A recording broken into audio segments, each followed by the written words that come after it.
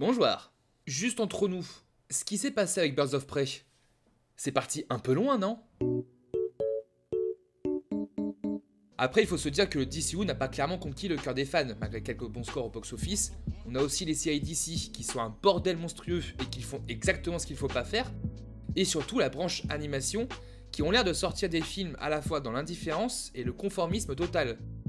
C'est vrai que c'est pas la joie. Heureusement qu'on peut compter sur 2-3 pépites pour redorer le blason de cette compagnie. Merci Joker. Merci. En parlant de pépites, en voici une qui se fait assez discrète, mais qui je pense va devenir une référence phare.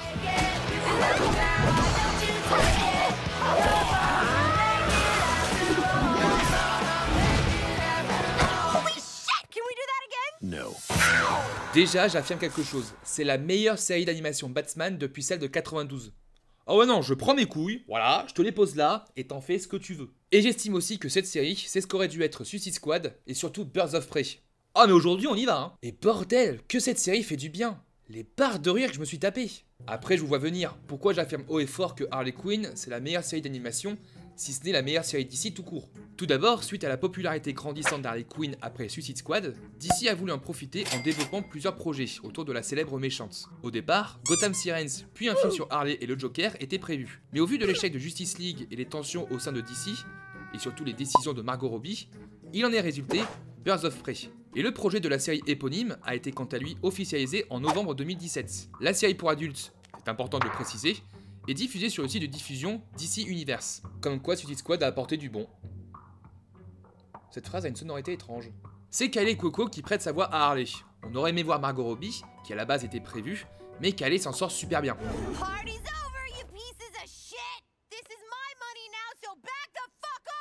Elle incarne ainsi une Harley, réalisant avec Poison Ivy l'influence néfaste du Joker. Elle décide de s'émanciper pour devenir une véritable méchante à part entière, avec son équipe, afin d'intégrer la Légion de Doom.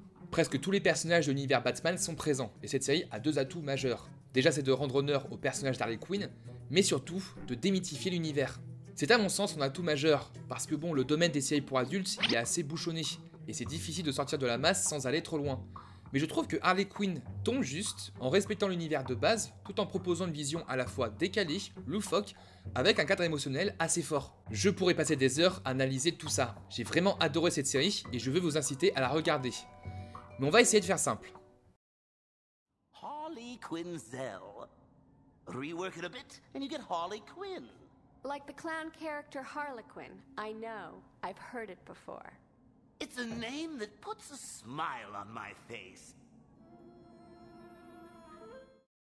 Harley Quinn est sans doute le personnage féminin le plus complexe et le plus réussi de l'univers d'ici.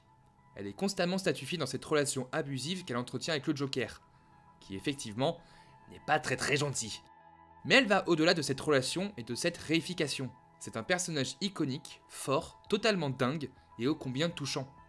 Ainsi, la série d'ici montre comment le monde voit Harley Quinn et comment Harley Quinn voit ce monde, et surtout elle-même.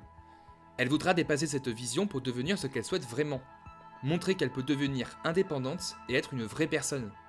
Une vraie méchante. Une personne qui reste extrême dans sa manière de vivre, à la fois trash, jouissif et touchant. Sa vision du monde et celle de Gotham vont être retranscrites dans l'atmosphère de la série. C'est pour ça que j'assimile cette œuvre à la démythification. Mais qu'est-ce que ça veut dire ? Démythification. C'est le fait d'enlever à quelqu'un ou quelque chose son caractère mythique. Jusqu'ici ça va, c'est clair. De quoi? Et si on veut prendre un exemple d'un film récent, on peut utiliser Glass de Shyamalan, qui tente de désacraliser, de démythifier les super-héros, en adoptant une approche plus mature et réaliste. Adopter une approche de ce style, c'est assez risqué. Le public a parfois une image bien ancrée d'un phénomène ou d'une personne, et quand quelqu'un vient bousculer leur a priori en adoptant une vision plus terre-à-terre ou extrême, ça peut les perturber.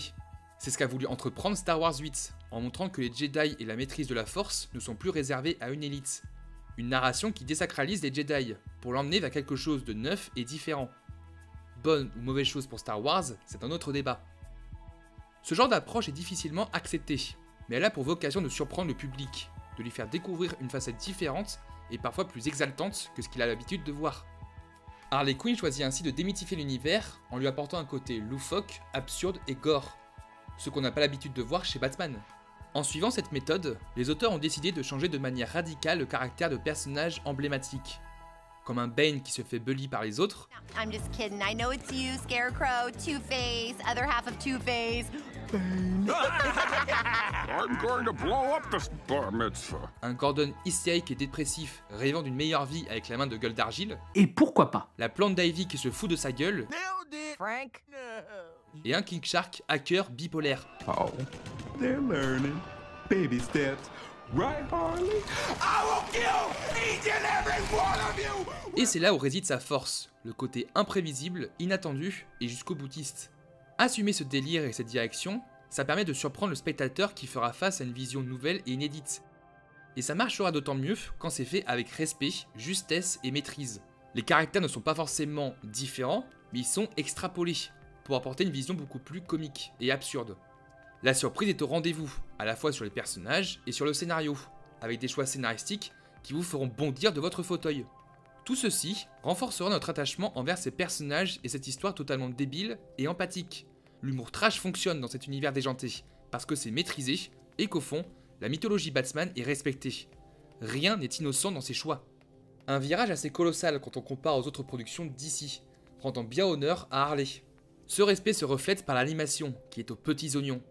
Une qualité visuelle colorée et belle comme tout, différente des autres productions d'ici, elles ont tendance à trop se ressembler, et voir la série d'Harley apporte un vent de fraîcheur. Une animation fluide, renforcée par un montage minutieux et endiablé. On prend son pied devant la série, notamment avec un choix de musique pertinent et entraînant. C'est une grosse réussite. Pour revenir sur le personnage, je me sens pas vraiment légitime de parler de féminisme, donc j'en parlerai pas en longueur. Mais grâce à la relation Poison Ivy et Harley Quinn, on sent clairement que le message fonctionne, sans pour autant être brutal. Il montre Harley sous tous ses aspects. Intelligente, machiavélique, puissante, morose et sexy. Non, mais le personnage d'Harley Quinn n'a pas besoin d'être sexy, il va beaucoup plus loin que ça, voyons. Alors oui, je suis d'accord, mais la connotation sexuelle chez Harley Quinn, ça date pas de Suicide Squad. Happy anniversary, Mr. J. Oh, hiya, B-Man. Harley Quinn here. How do you like my new uniform? Surtout que pour moi, Batman et Harley Quinn, le film d'animation, c'est vraiment la pire représentation du personnage. Plus beauf et plus vulgaire, tu meurs. Donc oui, même si Harley Quinn garde le côté sexy du personnage, elle est plus montrée comme étant une femme fatale, et ça lui fait du bien. Harley est une méchante badass, ce n'est pas qu'un objet, c'est un vrai personnage. Et justement, elle n'est pas montrée comme étant une héroïne. Elle s'extasie devant un Gotham en ruine. On peut utiliser le terme d'anti-héros, mais elle veut faire le mal. Son objectif, c'est d'être une grande méchante. Et c'est dans cette optique que la démythification va se poursuivre. Déjà, elle réalisera ô combien le Joker est néfaste pour elle. Sa vision du monde s'envole en petits morceaux, laissant présager un vrai duel d'ego entre le Joker et Harley. Et c'est dans ce duel que la série montrera ses cartes pour nous surprendre, à la fois en montrant qu'il y a parfois pire que le Joker, et que presque personne est bon dans ce monde, y compris Batman. C'est à partir de là que tout ce phénomène prend sens, parce qu'elle sert aussi à une rémythification. Je sais, c'est dur à suivre. En appréhendant l'univers par le côté loufoque et léger, ça permet de rendre les actes plus sérieux et dramatiques nettement plus forts émotionnellement parlant, beaucoup plus choquants. Par exemple, le Joker, il est souvent tourné en ridicule, il est marrant et se fait pas mal chambrer par les autres. Mais malgré cette vision un petit peu dégrisée, il prend tout le monde à revers en accomplissant des actes tellement odieux et surtout totalement différents du ton de la série. Le choc est terrible et cette œuvre prend ainsi une toute autre dimension, grâce à cette démythification. Nous avons tous une image bien précise de l'univers d'ici, beaucoup plus noir, plus sombre que Marvel, qui se veut plus léger, du moins au cinéma. Quand DC a voulu se rapprocher de cette optique, elle s'est cassée la gueule, à 2 reprises. Il est difficile de se détacher d'une image, sauf qu'Harley Quinn prend le risque de tout prendre à revers, d'inverser les rôles, pour magnifier l'autodérision où tout le monde en prend plein la tronche, pour nous faire passer un moment unique, hilarant, nouveau et surprenant. C'est une direction comme une autre, et quand on s'y risque de s'y consacrer entièrement, et de ne pas être sous une forme hybride pour faire plaisir au public, ça passe ou ça casse. Et ici, ça passe. L'univers des comics est varié et propice à la pluralité des genres. À mon sens, nous sommes d'autant plus immergés quand les auteurs partent sur quelque chose de complètement différent et d'aussi bien maîtrisé. Ils nous surprennent par leur choix, et on ne sait jamais ce qui va se passer.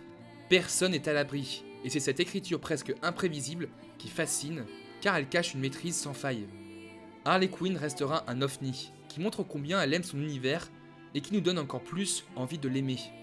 C'est pour ça que même si j'ai plutôt apprécié Birds of Prey, qui a beaucoup plus assumé son délire et le côté Deadpool, je trouve qu'elle est en délicat par rapport à ce qu'a pu proposer la série. Et c'est ce qu'aurait dû être aussi Suicide Squad. Birds of Prey est drôle, mais aurait mérité d'aller plus loin, un petit peu à la Guy Ritchie et également à la Matthew Vaughn, que ce soit au niveau scénaristique et aussi mise en scène avec un montage assez rapide et dynamique et un humour plus cinglant. Là on s'en rapproche, mais ça reste sage. Pour finir sur Birds of Prey, c'est un bon film, et surtout ça fait du bien de voir que les producteurs laissent les rênes à des réalisatrices pour diriger ce genre de film d'action. Le film a des gros défauts, mais il reste prometteur. Pour conclure sur la série Harley Quinn, c'est une putain de série sur tous les plans.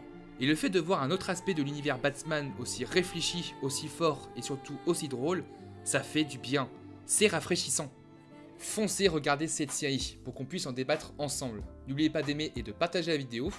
Et également d'aller voir les comptes Tipeee et Utip pour me soutenir. Je vous dis à très vite et merci pour ce que vous faites pour le cinéma français. Ciao.